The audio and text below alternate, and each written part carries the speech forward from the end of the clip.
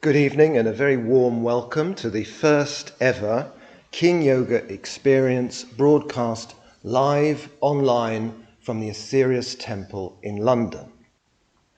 My name is Mark Bennett. I am the co-author of Prayer Energy and God's Guides and Guardian Angels with Richard Lawrence. I'm an international director of the Etherious Society and a priest-elect in the Etherious churches. And I'm delighted to be here with you, virtually as it were, to talk about this all-important subject, spiritual aliens. Why are they here? And the first thing I'd like to say is this is not escapism. This is not a fantasy. This is not even something strange. It seems strange to us now, in our current, very backward, isolated state of evolution upon this planet. But it isn't really strange, not logically, and not if we have a more cosmic approach, a more spiritually mature approach to life's biggest questions. And in that spirit, I would like to congratulate you all for tuning in, because it shows a realization, an intuition perhaps, or simply the logical deduction that there must be more to life than what we see around us. There must be more than what we're told, more than what we see on the media, more than what we are educated in school. And indeed there is. There is a whole cosmos of possibilities. And we're going to be just putting our big toes in this evening, as it were, paddling in the very beginning of this massive, virtually, if not entirely, limitless ocean of truth. In the new world, and we are on the threshold of the new world, these days will be looked back upon as dark times. In fact, I think we will wonder, what the hell were we thinking on this planet? How is it possible that people could have been so blind and so barbaric and so apathetic? Because in the new world, topics like this won't be some kind of fringe topic that only a very few are interested in. This will be daily news, because we will have open contact with extraterrestrials from all over the galaxy and perhaps even beyond. This will become normal life, and we will look back, perhaps in horror, perhaps in pity, but certainly in regret for the way we are, by and large, behaving today. I'd like to begin in that spirit with a meditation of sorts, a contemplation on the cosmos itself, to give us, hopefully, a few moments to ponder the vastness of the universe, to understand life looking from the cosmos down to Earth, rather than from Earth outwards. A way of appreciating the vastness of the cosmos in our own very small way, so that we can see that what we're told to believe, the way we're told to behave and think on Earth, it just doesn't matter. It just doesn't matter. What matters is the message from the gods from space. So now let's close our eyes, place the palms face downwards on the knees,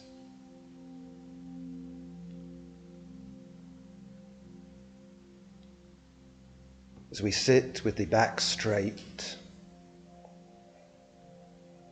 head tilted slightly upwards, mouth closed, eyes closed,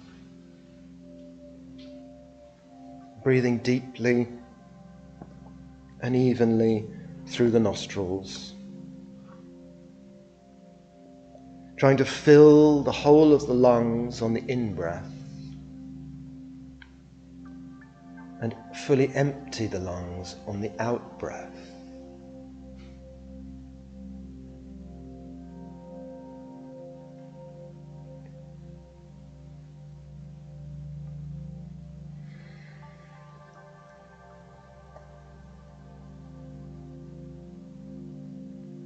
This helps the mind. It helps us to contact our higher selves, which is that aspect of mind which is closest to the soul, which is the will of the Spirit, which is the essence of God within us all. And the essence of God within us all is so much more than some old man with a long beard on a cloud. The essence of God within us all is in fact the entire cosmos, ever moving, living, breathing, thinking, cosmic whole within us. Because everything is within everything. And yet, behind even this is that silent and eternal spirit of all life, which pervades all life, which is all life, and yet is above all life.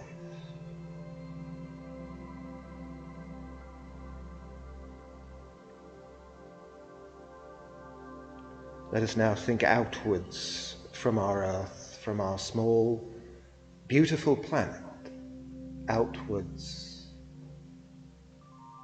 into the beauty and almost eeriness of space, awe-inspiring in its vastness,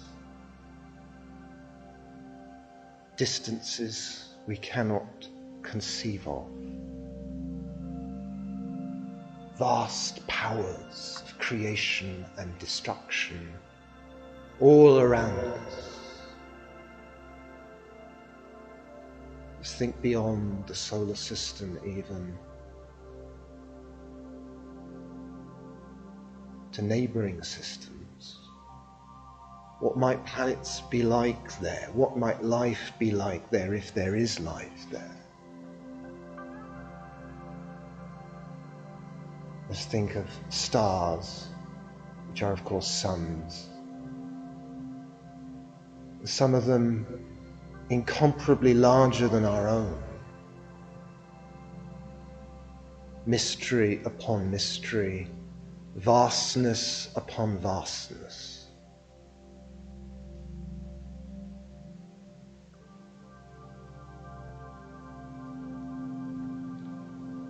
And as it goes on and on and on and on, galaxy upon galaxy upon galaxy, and we wonder, does it go on forever? Is it infinite? Does it just continue in ever greater variation, in ever greater wonder?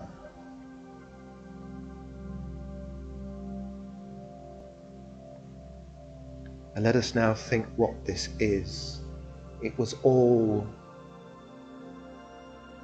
a thought into being by that one thing which is beyond a manifestation, which is beyond creation, because it is the Creator.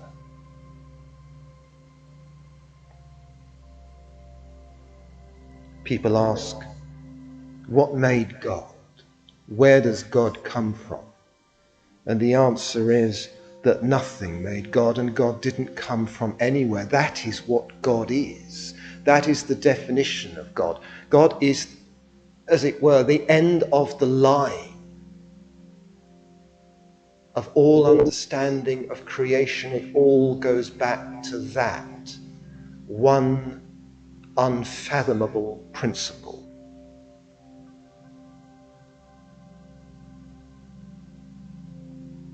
And as we now exist as limited aspects of its mind, let us be inspired by the fact that nevertheless we are tiny parts, yes, but essential parts, because every part of God's creation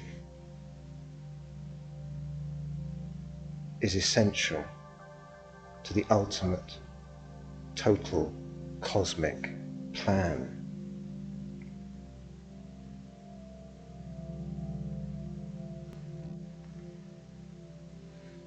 And now, thinking in this way, let's visualize a white light flowing down through space, down into the head, filling the brain, charging every cell of the brain.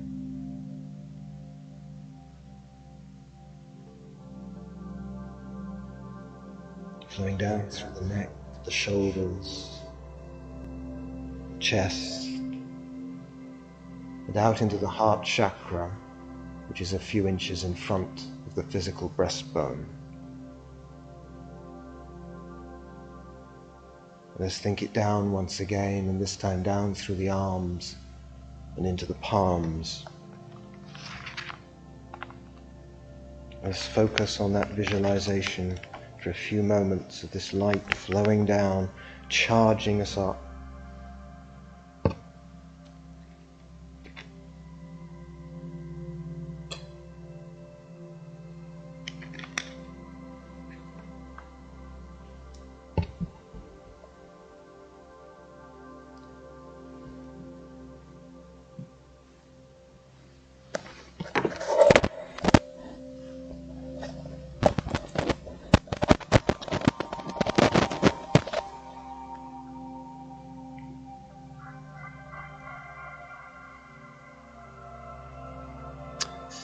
And I'd now like to invite you to raise the hands and just open the eyes for a moment so you can see this hand position.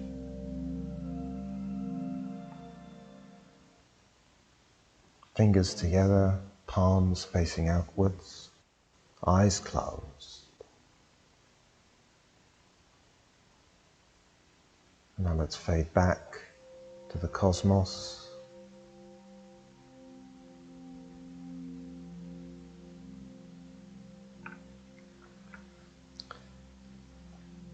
Keeping the hands raised, now visualize the white light, this cosmic power, flowing down through us, through the heart chakra, through the arms, through the palms, outwards. As we join together now in a blessing for the essence of all life, the oneness of all life. And these words were given by an extraterrestrial being through the channeling of Dr. George King, who I will be talking about later. So these are actually the words of a being from another planet about what they know about the essence of all creation.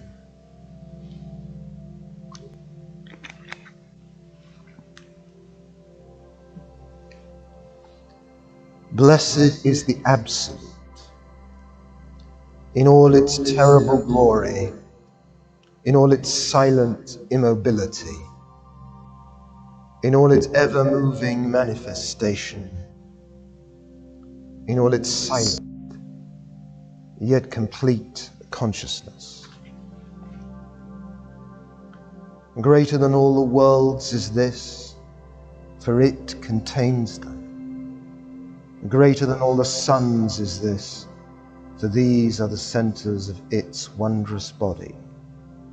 Greater than the great galactic lords is this, for these are activated centers of preservation within this mighty frame. Greater than even the 7 lords of creation is this, for these are its hearts. Greater than the one within the center is this, for this is but its brain. It is above all these things. It is all these things, and even more than that. Blessed is the Absolute, in all the wondrous glory of its manifestation, in all the unchangeability of its reality, in all the complete immobility of its silent self. For this is the beginning and the end, and it is the stage before the beginning and the stage after the end.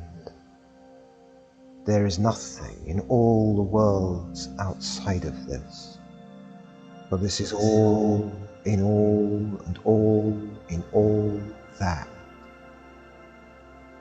Blessed is the Absolute.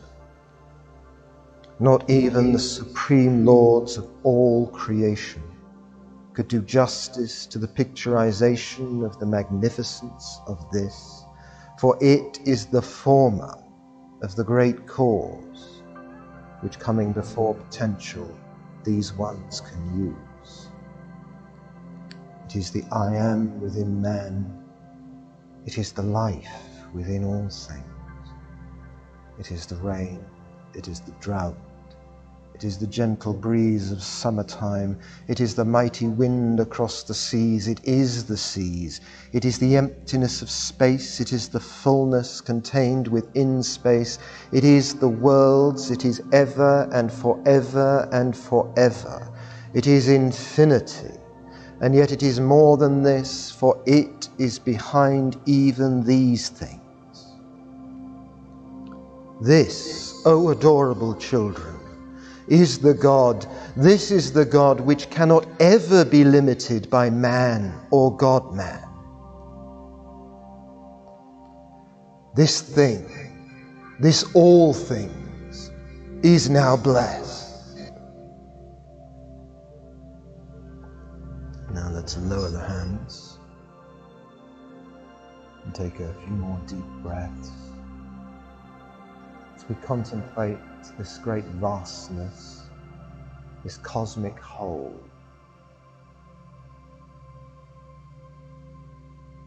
And now let us think back to earth and think of the foolish lives that most of us lead in so many ways. Our meaningless values, not always, of course, but often. Our pride, our selfishness. And how wonderful life could be if the world were different. How wonderful it would be if people were willing, were open to develop a cosmic outlook, an outlook of oneness, where selfishness was not only something deemed undesirable, but something completely and utterly illogical. Because if all is one, there is no point in one part of that whole unnecessarily taking from another. So now let's raise the hands in the same way again. Visualize the white light in the same way again, but this time flowing out to our world as a whole, filling the hearts and minds of all the people of earth.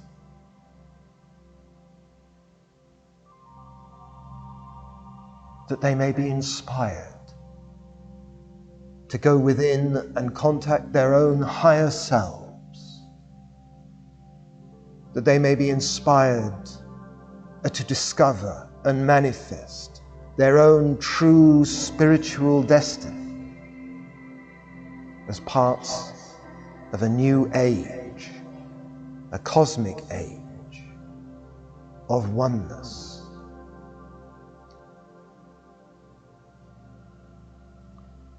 Now let's end this practice, lowering the hands, opening the eyes,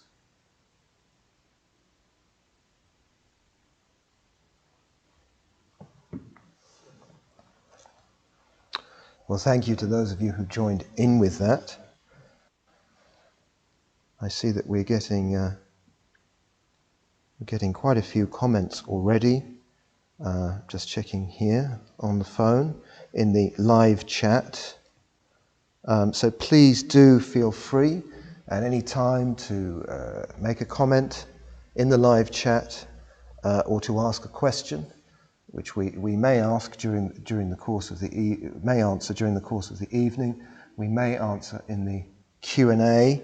If we don't have time to do either of those, then please do feel free to write in to info@markinfo.co.uk.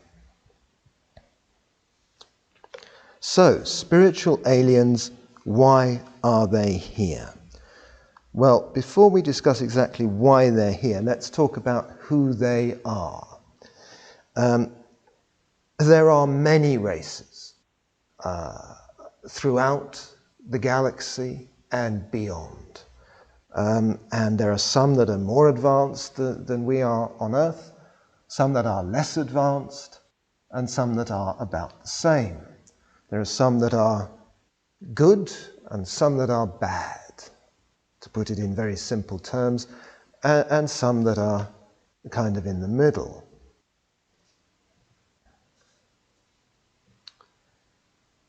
In this solar system, we are extremely fortunate that our planetary neighbours are not only very advanced technologically, but are also very advanced spiritually. And to them, the two things go hand in hand. To them, there is no difference between science and religion, because both are the quest for truth. And while the approaches may be different, where there is a contradiction, it must mean that one or the other or both are wrong. Truth is their only science and their only faith. They are literally millions of years more advanced than us. Now, I know some of you there listening may be thinking, what's he saying? There's life in this solar system, intelligent life, other civilizations on other planets in this system. Surely we know that there isn't. We know nothing of the sort. The life on other planets in this system is so advanced that it does not exist on this plane of existence. If NASA were to send astronauts to Mars or Venus tomorrow, and these astronauts were to get out of their spacecraft and have a look around, they would not find Martian or Venusian civilization. What they would find, I don't know, and there may be a few big surprises for them. There may even be some indications of extraterrestrial presence there. I don't know. But what we do know in the Etherious Society is that these civilizations, at least in the main, exist on higher frequencies of vibration, and it is possible for us to visit these planets in our spacecraft and have absolutely no idea of the existence of these great cosmic cultures. It's a bit like if you're looking for someone who lives in a penthouse and you're poking around on the ground floor. You're not going to find them. This is the degree of difference that we have with these beings. They are quite literally, we cannot really understand how advanced they are. And let's think of our own culture for a moment.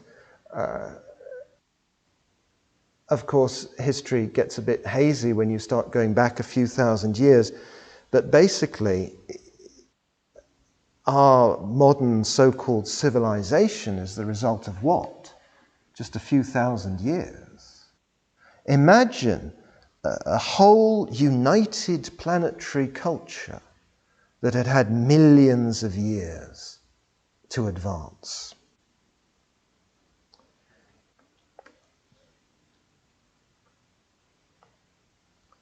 These beings know the meaning of life. They know the secrets of the cosmos, or at least many of them. And they, although much further along the road than us, they are still learning. And they move from planet to planet, advancing through evolution, gaining more power, more wisdom, more understanding of science, and more of a realization of God. Why are they here? Well, this is quite a simple question, really. They're here to help. They want to help us. These are beings who don't have war or disease or crime or any such thing upon their own planets. And they want to help us to achieve the same. They want to give us the opportunity to experience the same degree of interplanetary culture that they now enjoy. And you could say, why do they help? What is the motivation? I've been surprised how many times I've been asked that question. It seems kind of a heartless question in a way, but as I say, I've been asked it so many times I feel I need to address it. They help because they have compassion, because they understand oneness, that we're all really one, so selfishness doesn't really make sense anyway. And they want us to have what they have. And there is nothing, literally nothing, that they would not do to help us. There is no sacrifice that they would not make. They're not like us. We don't love ourselves as much as they love us. We will not do as much for ourselves as they will do for us. It's a very strange thing, but it is true. There is literally nothing they would not do to try and help this world, no matter how much personal suffering it cost them. The only thing that stops them doing more is the law of karma. And this is a subject in itself, perhaps for another online King Yoga experience. But in brief, the law of karma is not about punishment or any such like, as sometimes people say. It's a simple process of balance that exists throughout the cosmos in every conceivable respect and applies equally to every single life stream. In fact, applies equally to every single atom and subatomic particle. And this is, put in simple terms, this is the law that action and reaction are opposite and equal. And what this means, long story short, is that we have lessons to learn on this planet.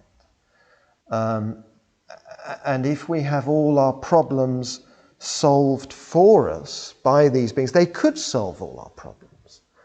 They could land and heal all the sick, disable all weaponry and therefore stop all war,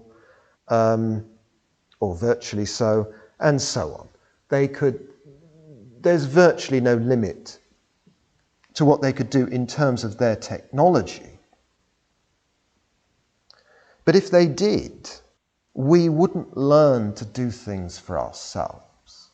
It's a bit like a child with homework that they find difficult. A parent can help the child with the homework. But if the parent just does the homework for the child, then okay, the child's going to get good marks for a few weeks, but will learn nothing. And at the end of this process, we'll be in an even worse position than at the start, when they couldn't do the homework in the beginning. So we have to learn our own lessons. I think this is, I don't think it takes more than a few seconds, really, of thought to see that if they just solved all our problems for us, we wouldn't really mature as a planetary race.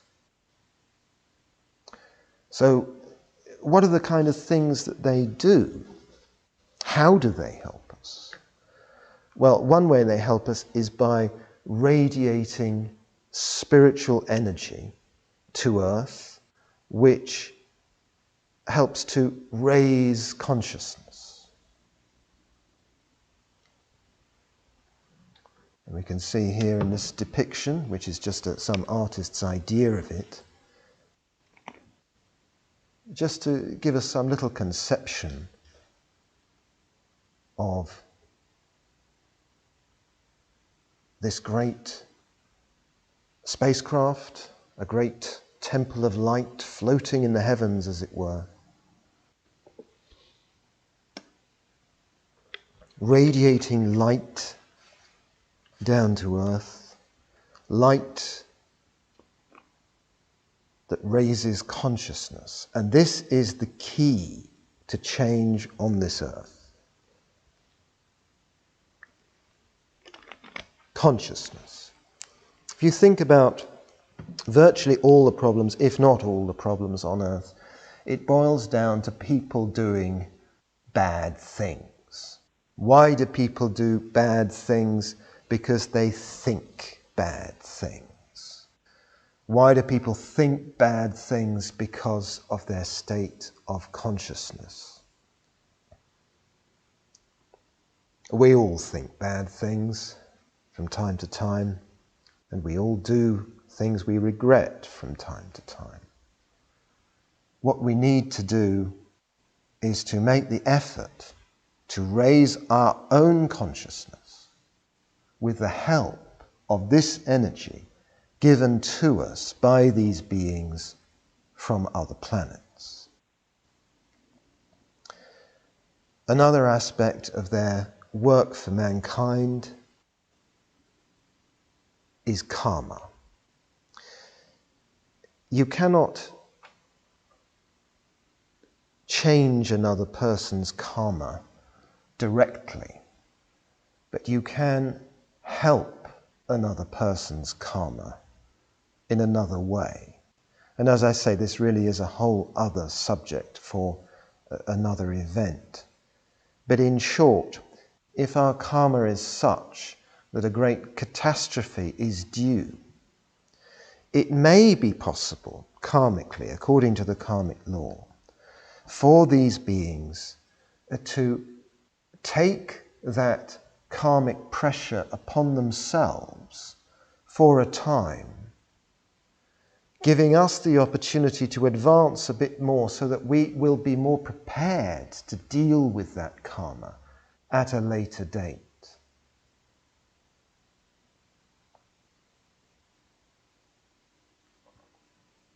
How do we know these things? Well, these certainly aren't things that I have just dreamt up or found out in meditation.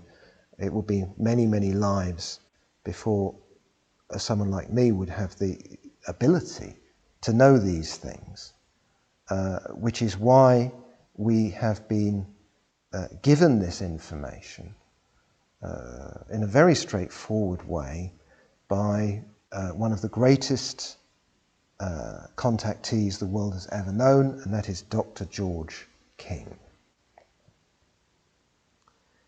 He was in contact with extraterrestrials for 43 years, from 1954 until he passed away in 1997. He was born in 1919 and he worked as a fire officer during the Blitz in London. And around the end of the Second World War, while still in London, he decided to devote himself to the practice of yoga. And there we see a picture of him. I believe this is Bournemouth Beach, and it looks like actually this is probably the mid to late 50s. In his yoga position, looking, well, it could hardly look more out of place really in that very conservative and traditional environment of 1950s Britain. He practiced yoga for some 8 to 10 hours a day for around a decade, as well as having various different full-time jobs, doing various different things to pay the bills, while his main focus was always his yoga. And when I say yoga, I don't mean sort of just for health and fitness, though I'm sure there was some element of that. But his kind of yoga was attempting to, and succeeding in, entering very highly elevated states of meditation, using mantra, using pranayama, deep breathing, and even practicing some quite dangerous Kundalini yoga practices, which he said that he would not advise most of us to practice. Through this practice, he attained the highest state that you can attain on earth, which is Nirvikalpa Samadhi, cosmic consciousness. Due to this yogic discipline and the psychic powers and meditative powers that it led to, he was considered ready and worthy to be contacted by a very advanced being from another planet who we call the Master Etherious. The Master Etherious contacted him on May the 8th, 1954. And at first, Dr. King didn't really know what this was all about. It was as if it came, well, it did come as quite a shock to him, and he didn't really, he was struggling, he was suffering, in fact, struggling to understand what this really meant.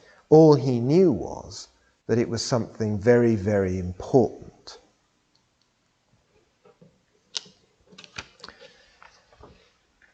And thus, Dr. King became the voice of the Cosmic Masters, or one of the most important voices, at least, of the Cosmic Masters, of our planetary neighbors from higher planes of existence on other planets in this solar system. He would enter a trance state, positive, yogic, samadhic trance, and they would then speak through him in this superconscious state. They would use his knowledge of English and his voice box, but in every other way it is simply them speaking through him to an extraordinarily high degree of accuracy. But Dr. King was not only a channel. As someone who'd practiced so much yoga and achieved these very high states of inspiration, he, as a master of yoga in his own right, had certain perceptions and some definite moments of unique genius. Well, now we're going to listen to a short extract of a lecture given by him in 1977, in which he talks a little bit about this, about one particular so-called UFO sighting.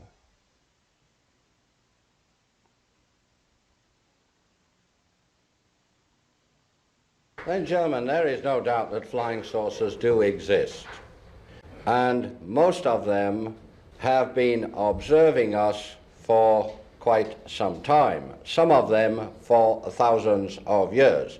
The Bible is one of the best flying saucer books I know, because it's filled with flying saucer sightings from cover to cover. Read it again in that light. And one of the most famous flying saucer sightings of all times is called the Star of Bethlehem. It's a beauty. Some of us know what it was doing, why it was there, and where it came from. If you are, anybody interested in knowing where it came from? If you are interested, it came from the planet Saturn. And manipulations took place on that craft so that an intelligence from another planet could be introduced onto this Earth in an Earth physical body. That intelligence was referred to as Jesus. We call him the Master Jesus. Well, there we have it. One of the greatest flying saucer or spacecraft sightings of all time, explained by someone who really knew. Time really is flying by, so I'd like now to invite any questions that you may have, or comments from your own experience of this phenomenon. So please do write in, and we'll be right here.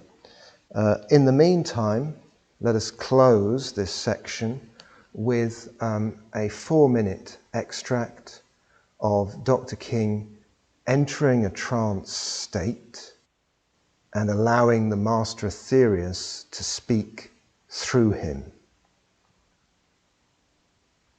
And the reason for the dark glasses, by the way, is because in this trance condition, he was in a very, very sensitive state, and this was to protect him from any unnecessary glare which could have actually caused him physical harm.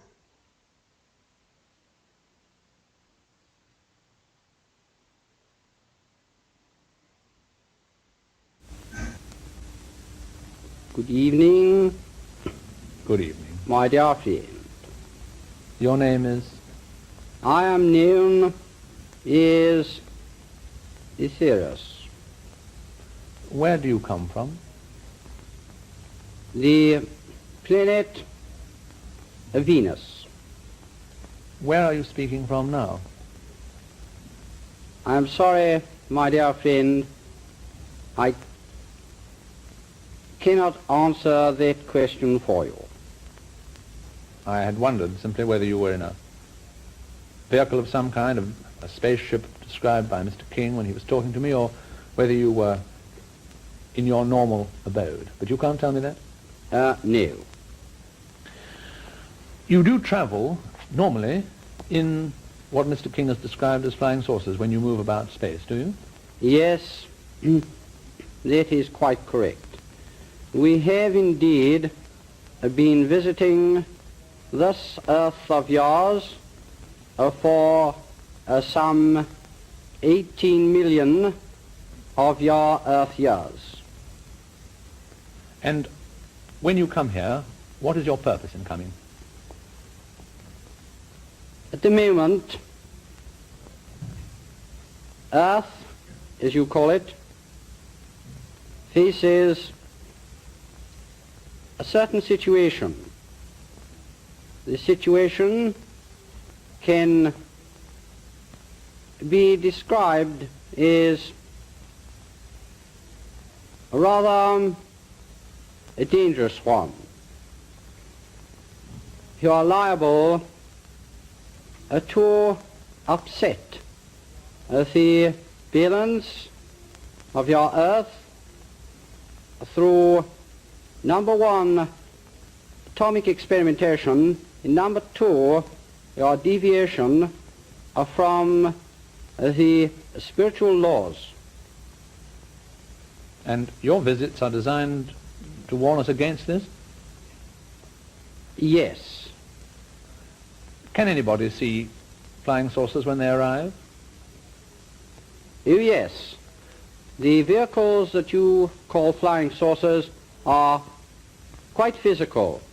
If you fired a 16-inch shell at the hull of a flying saucer, it would burst when it came into contact with the force screen or protective barrier around the vessel. Is there one single message that you would like to give us this evening? I'm afraid it must be brief. You'll understand that. Yes. I would like to say this. If you are a Christian, then live the laws as laid down by Jesus. If you are a Buddhist, live the laws as laid down by Buddha. If you are a Hindu, then be the best Hindu. This procedure is the one true way for men of earth to save themselves from their lower aspects. Thank you, Etherious, very much indeed. Good night. Good night. Well, there you have it. The words of a being from another planet speaking through one of their agents upon Earth. Now, I'm glad to say we've got some good questions coming in. We've got comments and greetings from everywhere, it seems like from Nashville to Nigeria. So that's great to see. And we only have a few minutes remaining, but let's see how many questions we can get through. Okay.